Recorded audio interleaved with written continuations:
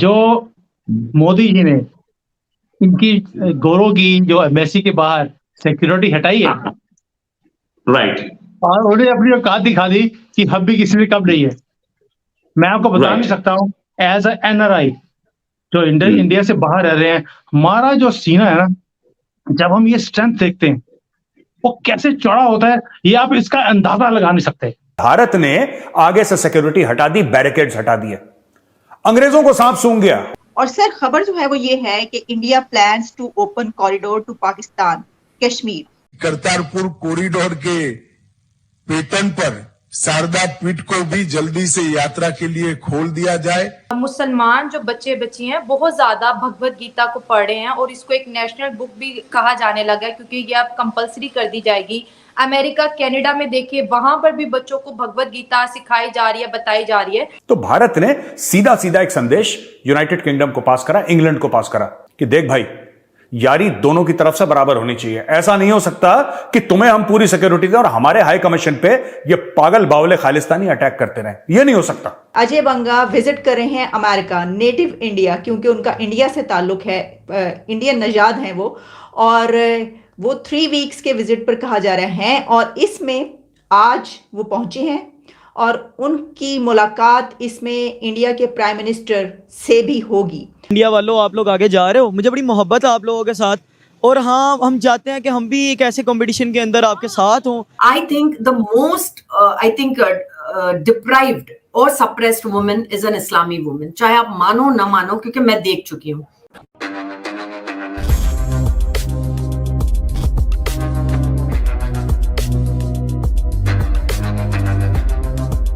नमस्कार दोस्तों, कल हमारे होम मिनिस्टर अमित शाह जी ने हम भारतीयों के लिए एक बहुत बड़ा तोहफा दिया है। पहले उन्होंने कश्मीर के कुपवाड़ा जिले पर एक शारदा मंदिर बनवा करके उसे इनॉग्रेट भी किया। और दोस्तों, इस अवसर पर अमित शाह जी ने यह भी ऐलान किया है कि भारत एक कॉरिडोर बनाएगा शारदा पीठ के लिए, जो इस वक्त पाकिस्तान ऑक्यूपाइड कश्मीर में है, लगभग एलओसी से 10 किलोमीटर आगे, जहां पर कश्मीरी पंडित और सभी हिंदुओं की एक बहुत बड़ी तीर्थ स्थल स्थित है। दोस्तों, ये कॉरिडोर करतारपुर कॉरिडोर के नक्शे कदम पर बनाए जाएंगे। जिस तरह से हमारे सिख भाई पाकिस्तान जा करके करतारपुर का दर्शन करते हैं, उसी तरह से अब हिंदू भी शारदा पीठ का दर्शन कर पाएंगे। और दोस्तों, दूसरी खबर ये है कि कुछ दिन पहले यूके में भारत की एम्बेसी के सामने खालिस्तानी रेडिकल्स एंटी इंडिया का नारा लगा रहे थे और हमारे तिरंगे का अपमान भी कर रहे थे। वहीं पर अब हमारे सच्चे हिंदुस्तानी भारत माता की जय और जय हो का नारा लगा रहे हैं, जिसे सुन करके अब यूके की पुलिस भी इस धुन में मगन हो चुकी है और नाच रही है। तो चलिए दोस्तों, इसी पर आगे पाकिस्तानी मीडिया का रिएक्शन देखते हैं। वही चीज हुई थी जो मैंने बोला था, और मैंने ये बोला था कि अगर अंग्रेजों की अकल ठिकाने लानी है तो दिल्ली में जो यूके का हाई कमीशन है वहां से सिक्योरिटी हटाइए। बोला था कि नहीं बोला था? आपने वीडियो देखा भी, आपने सराहा भी। भारत ने वही काम करा। मैं ये नहीं कह रहा कि मेरे कहने के बाद करा, मैं ये बिल्कुल नहीं कह रहा, लेकिन हुआ वही जो मैंने 3 दिन पहले बोला था। भारत ने आगे से सिक्योरिटी हटा दी, बैरिकेड्स हटा दिए, अंग्रेजों को सांप सूंघ गया। उनको लगा भाई, इंडिया वालों ने, इंडिया में जो हमारा हाई कमीशन है, यानी कि यूके का हाई कमीशन है नई दिल्ली में, वहां से सिक्योरिटी हटा दी। अब क्या होगा? कल अगर कोई वाकया हो जाता है, कोई वारदात हो जाती है, तो कौन जिम्मेदारी लेगा? तो भारत ने सीधा सीधा एक संदेश यूनाइटेड किंगडम को पास करा, इंग्लैंड को पास करा कि देख भाई, यारी दोनों की तरफ से बराबर होनी चाहिए। ऐसा नहीं हो सकता कि तुम्हें हम पूरी सिक्योरिटी दें और हमारे हाई कमीशन पे ये पागल बावले खालिस्तानी अटैक करते रहे। ये नहीं हो सकता। तुम्हारा हाई कमीशन दिल्ली में हमारी जिम्मेदारी, लेकिन हमारा हाई कमीशन लंदन में तुम्हारी जिम्मेदारी। तो अचानक क्या हुआ कि अंग्रेजों ने फटाफट से वहां पे सिक्योरिटी लगाना शुरू कर दी, भारत का जो हाई कमीशन है। और भारत ने, जो आपने देखा होगा वो फोटोज, जो हमारा झंडा उतारा था उससे 10 गुना बड़ा झंडा वहां पे भारत ने लगा दिया। यह कहा गया है, और बहुत पुरानी कहावत है जो मैं आपके सामने आज फिर से दोहराऊंगा, जो मेरी बड़ी फेवरेट है, दिल के बड़े करीब है। बिना न मानत जल्द जड़ गए 3 दिन बीत, बोले राम सकोप तब भय बिन होए न प्रीत। भाइयों और बहनों, प्रीत जो है ना, बिना भय के नहीं होती। There is no friendship without fear. यह जानना बहुत जरूरी है। और इसीलिए भारत ने जो कदम उठाया, बिल्कुल अच्छा कदम उठाया, और यही चीज अमेरिका के दूतावास के साथ करनी चाहिए। सिक्योरिटी हटाओ, सिक्योरिटी हटाओ। सैन फ्रांसिस्को में हुआ कैसे? इनको सबक सिखाना बहुत जरूरी है। यह पता है, ये रेसिस्ट होते हैं गोरे। सारों को बात नहीं कर रहा, लेकिन काफी गोरे रेसिस्ट हैं।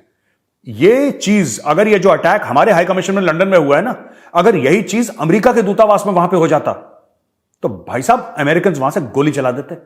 मरीन्स रहते हैं वहां पे हथियार लेके, यूएस मरीन्स हर एक एम्बेसी में, दे आर ऑलवेज देयर, और वो सीधा गोली चलाते हैं, शूट टू किल उनके ऑर्डर्स हैं, खोपड़ी पे गोली मारो या छाती पे, खत्म कर दो बंदे को जो तुम्हारे हाई कमीशन के अंदर आए। और हमारे वहां हाई कमीशन प्रोटेक्टेड ही नहीं है।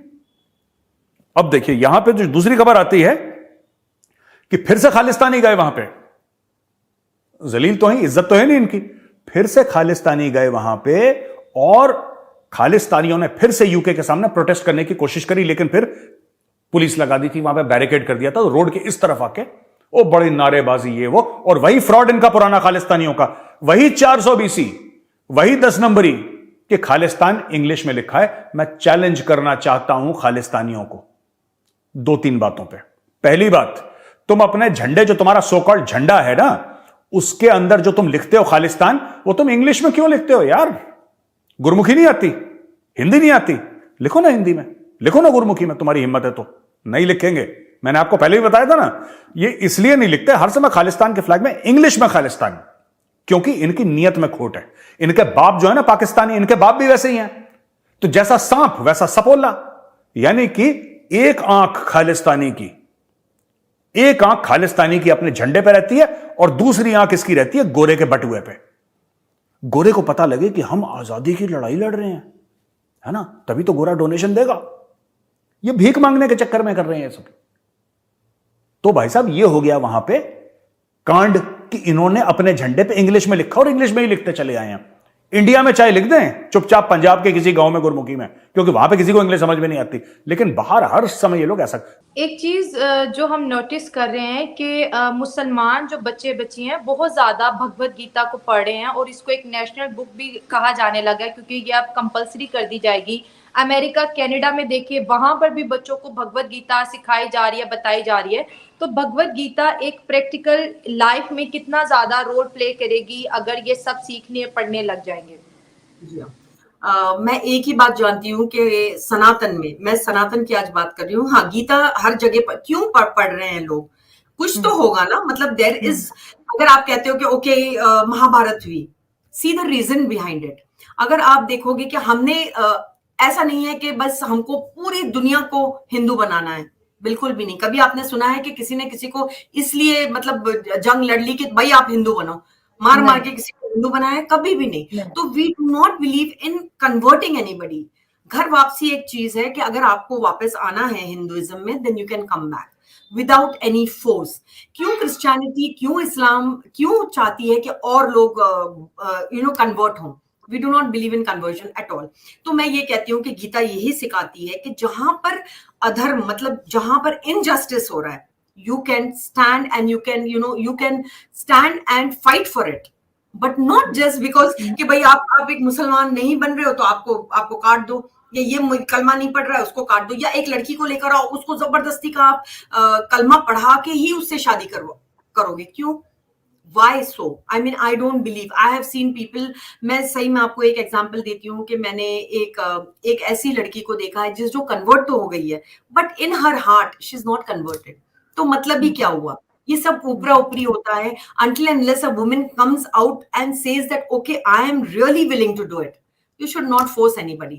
तो मुझे ऐसा लगता है कि गीता जो पढ़ाई जा रही है, आई थिंक पूरे मतलब मैं सिर्फ कनाडा या सिर्फ अमेरिका, यहाँ नहीं, बहुत सारी जगह लोग अप्रिशिएट कर रहे हैं, लोग समझ रहे हैं, because this is a very old text and it has got nothing to do with with one religion. It's not a cult. It's not about a cult. So it is about full world. It's for full world. ये लोग नहीं समझ पाते हैं, ये कहते हैं, ये हिंदुइज्म से जोड़ देते हैं। No doubt about it. अब तो हम ही लोग हैं जो मतलब इसको पढ़ रहे हैं, लेकिन ये कोई ऐसी चीज नहीं है कि आप ऐसे समझो कि ये सिर्फ इसके लिए लिखी गई है। This is for the Mankind. हम ये नहीं कहते कि भाई तुमने अगर नहीं माना ना तो तुम काफिर हो, तुम हमारे लिए you are the worst creature. It's nothing like that. It gives you so much empowerment. I feel it's the best book if you really understand what is given in that. उठ के तुम तलवार लेके किसी को मारने के लिए नहीं दौड़ सकते कि भाई तुम हमारे इसमें क्यों नहीं आ जा रहे हो, तुम क्यों नहीं ये श्लोक पढ़ रहे हो, या तुम ये क्यों नहीं कर रहे हो. It's not that. It's about the full mankind. उल्टा हमने तो mankind का सोचा है, तुमने तो इस्लाम ने तो सिर्फ अपना सोचा, सिर्फ अपनी उम्मा का सोचा, अपने लोगों का सोचा. उसने दूसरों को तो इतना काट के रख दिया है कि there is so much of hatred in this world. आप देखो कितना hatred फैला इसकी वजह से. So I feel that nothing is like the book Bhagavad Gita if you really understand what it says.